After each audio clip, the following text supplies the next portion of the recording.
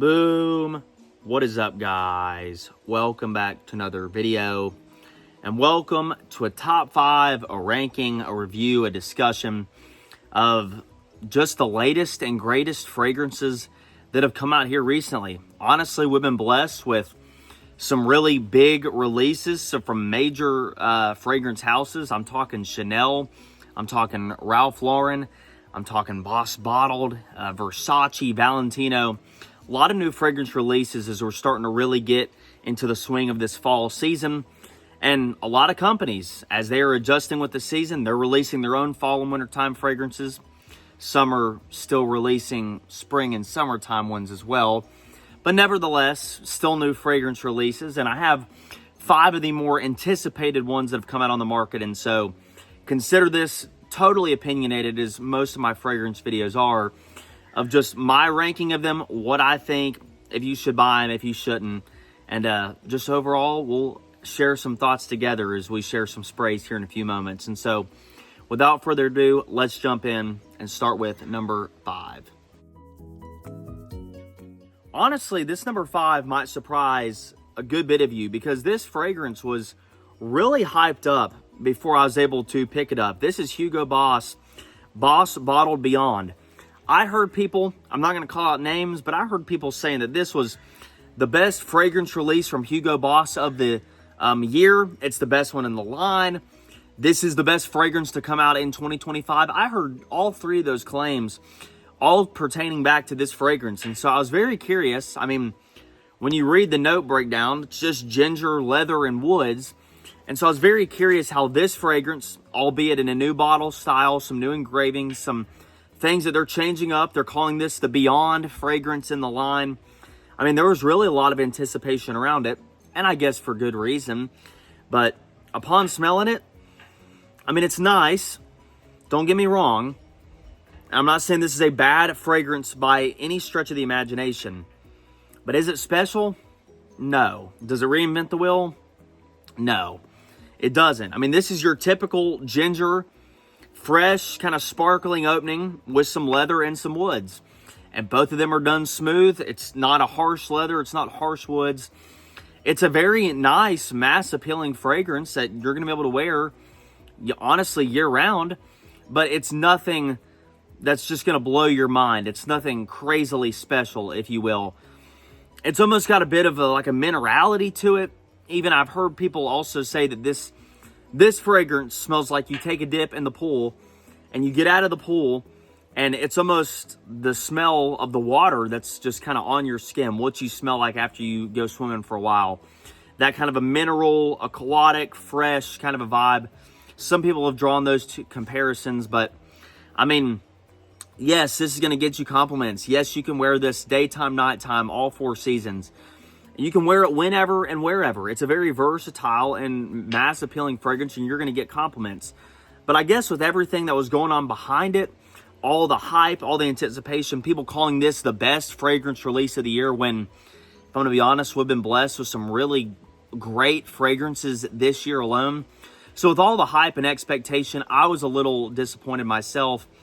It's a fine fragrance, don't get me wrong. If I need a compliment or if I just need a dumb reach fragrance, I'll probably spray this on until my little decant runs out or if it breaks. But, I mean, nevertheless, it's fine, but it's nothing special. And so that's why I had to put it at number 4, especially when you look at some of these others on the list. So, Hugo Boss, not bad, but maybe you can go something beyond this next time with your fragrance release.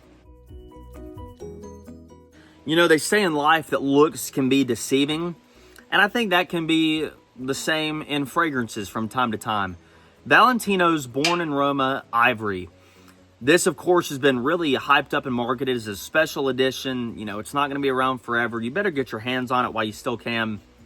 And, of course, Valentino being so popular, they're going to sell plenty of bottles of this stuff because they're just major in the fragrance game. Atomizer's absolutely cooked as well on this. But anywho, the looks on this, though, were very deceiving because I'll give you the note breakdown and I'll explain where I'm coming from. Bergamot, lavender, fire, woods, and smoke. Bergamot, lavender, fire, woods, and smoke. Very interesting combination. And this is your typical kind of a opening with the bergamot and the lavender. You get both of those. That's a very common duo in fragrance releases today, especially for men. And they're very nice. They're very appealing. I can't knock it or diss it, but I don't get much of the smoke. I don't get much of the fire. I do get the woods, and it's really like a creamy, like a sandalwood, if I had to guess. This fragrance has a lot of sweetness to it, a very smooth, well blended, and that word that I just used, a very creamy fragrance, is exactly what it is. I'm going to be honest with you. This to me, now hear me out. I have a couple comparisons just to make this a little bit more, break it down in your mind. So this to me smells like the lobby of like a hotel room or like a spa. You're at a resort somewhere nice and you walk into a spa and this is what the lobby would smell like. I could picture that. Some people have said this is like you sprinkle just sugar on top of some lavender, and then around the sugared lavender you put a couple blocks of wood. I've heard people like GentSense make that comparison. So I don't know. I think all that kind of plays in. Like I said, it's not really smoky. It's not really fiery. It's just a creamy, fresh, sweet, smooth, mass appealing, compliment getting fragrance. Like I said, the marketing behind this and the notes and even the name to it was very interesting. You know, honestly, I don't get any of that fire or that smoke. It has none of that really to my nose whatsoever. Just picture a very smooth and sugary bergamot, lavender, and woods. And that's really all I can say. It's not bad, and it's not basic at all. When I smell it, it's actually a very unique fragrance, and it's not redundant to own if you have any of the other Born in Roma fragrances. But I was really thinking this would probably be one or two out of the 5 fragrances that I purchased, and it just wasn't. It ends up at number 4. Not bad, but not great. This number 3 fragrance, Versace Eros Najim, has been out for maybe 10 or 11 months now, if you just take the whole world into consideration. Of course, this started off as a Middle Eastern exclusive, so I just had to trust the reviews of people that got their hands on it or that traveled to the Middle East and got it. But now I was finally able to get a sample of it here in the U.S., and honestly, this fragrance really surprised me. I heard a lot of mixed reviews about it. You get caramel, Italian mandarin, cardamom, oud, incense, patchouli, and vetiver. And to be honest with you, it has that faint Versace Eros DNA, but then it really takes on a whole new persona. I mean, the caramel, the cardamom, the oud, the incense, the patchouli, the vetiver, it really takes on this very sweet, almost kind of a syrupy kind of vibe. Very mature, very dense, very heavy, loud, projecting fall and wintertime fragrance. It's got a lot of added depth and warmth, and it really is a nice fragrance. I've never historically been a major Versace Eros fan. For me, whenever I smell it, I like the flame. Versace Eros Flame's good. But if you just look at the original Eros or the Eau de Parfum or the Parfum, those kind of give me a headache. And honestly, I don't have the best memories smelling those fragrances off of other people. But this is a really nice and honestly welcoming addition into the Eros line. I think it's going to be perfect for fall and winter time. It's sweet, it's masculine, it's mature, it's sophisticated, and it still has that little bit of a Versace Eros DNA to it. So if that is really what you like and you love that DNA, it takes it and just adds a whole entirely different twist to it. I mean, you had Eros Energy that released last year that people were saying it smells like Sundrop or candied lemons, super bright, super fresh and sweet, and this is the exact opposite on the scale. Very dark, very sweet, mature, but it is very, very solid. And honestly, hats off to Versace Eros. I don't know if I can get my hands on a bottle, but I'll be content with a decant and a sample for now. So thumbs up, very solid release, and that's why it comes in at number 3 on our list. Coming in at number 2, we have Ralph's Club New York. Or, if you honestly had to ask me for my opinion, I would tell you that this is YSL Myself Absolute, the latest flanker in that line. This is very interesting because I really had very high expectations for this because I was watching other people review and talk about this fragrance and stacking it up against all the other fragrance releases in 2025 so far. And this was cracking the top 3 out of everybody's list, and I'm not just talking about the last couple weeks of releases, I'm talking about from January the 1st until now, October the 16th. So it was getting some crazy hype, and honestly, it's nothing earth-shattering. It's nothing foreign to my nose. I've smelled this DNA before. That's why I was drawing comparisons to YSL Myself Absolute. But it's really, really nice. And if you're just looking for something simple that's going to get you compliments that you can wear year-round, I mean, this is going to be a release that does that for you. You get Blackcurrant, which is a welcome addition to the Ralph's Club line. Italian Mandarin, Bergamot, Lavender, Sandalwood, Geranium, Bourbon Vanilla, Fir, and Oak Moss. As you can tell with that DNA, you get a really sweet, punchy opening from the Blackcurrant and all the citruses. And then as it dries down, it starts to settle into this soft, sweet, and woody base. And honestly, I don't have the new YSL to compare next to it, but I have someone that has smelled it in the last couple of weeks. If you are familiar with the DNA of YSL Myself Absolute, the silver bottle, and this also is a silver bottle, if you're familiar with the YSL one, honestly, it's very similar. Take a Ralph's Club touch and interpretation of that YSL Myself Absolute DNA, and you're going to get the New York fragrance that we're just speaking of here this evening. It's nice. As I've said, you're going to get compliments. It lasts really well. And I smelled this at first and was like, it's whatever. It's solid. But after wearing it a couple times and getting compliments and some real positive feedback and attention, I'm a pretty big fan of this stuff. I don't know if I'm going to pick up a bottle, but I will say this is the best Ralph's Club fragrance to date, in my humble opinion. And I think it's a really nice addition to your collection. Something that is sweet and heavy enough to wear in the fall and winter time, but also I think you could get away with it in the spring and summer as well. So hats off to Ralph's Club and to Polo, because that is a very solid fragrance release.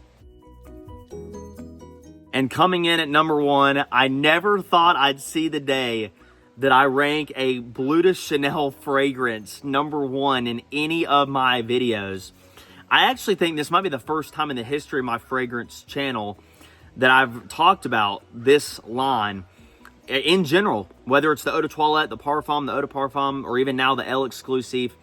I've just never talked about Bleu de Chanel. And I'm going to be honest with you, I've never been that much of a fan. I know that's a super unpopular opinion and thing to say, but if I was to go for a mass appealing blue fragrance, I'd go for any of the YSLs, and I'd even venture into the Sauvage realm before I got into the Bleu de Chanels of the world. But the Bleu de Chanel Elle Exclusive released just recently, maybe a month or so ago, and I know the prices are insane. Trust me, I get it. There's no reason to justify spending that much on a fragrance unless it's going to be the only one that you wear. But taking the price aside and just looking at the scent profile, this is a fantastic fragrance release. You get amber, woods, labdanum, and sandalwood. Pretty basic and honestly vague note breakdown there, but it's got a little bit of sweetness. It's got that amber comes through really nicely. It's got a soft and mature woods right in the backdrop as it goes from the mid to the dry down. And really everything works together just to create a sophisticated, mature, elegant, heavy, sweet, and powerful Bleu de Chanel fall and winter time fragrance. You could argue that the other ones you could wear all 4 seasons, but I would say this is like really their first true cold weather release with the Elle Exclusive, and they've done it so well. And honestly, as I've said, I can't justify getting a bottle, but I could justify getting a sample and maybe getting a bottle down the road. This is very smooth. It's well blended. All the notes are working together at once. It's rich. It's sweet. It's mature. I think any age range could get away with this fragrance. And if you like sandalwood, if you're a big fan of amber in your fragrances, and even with some of the labdanum and other woods that support it, and that play that role right around the edges of the fragrance when you go from the top to the mid to the base, then you're going to love this fragrance. I highly recommend you smell it first because you can't be blind buying fragrances that are this expensive. But it is super, super nice. I'm a big fan of it. And honestly, I never thought I'd say that. And you should take my opinion, take all my opinions with a grain of salt. But as somebody that has never been that much of a Bleu de Chanel fan, how much I enjoy this fragrance should speak volumes to you. So take that with what you wish. I highly recommend you check this one out, especially for this time of the year. Not sponsored, not getting any commission. Chanel or any of these other brands, if you'd like to sponsor and hop on the channel, then please do.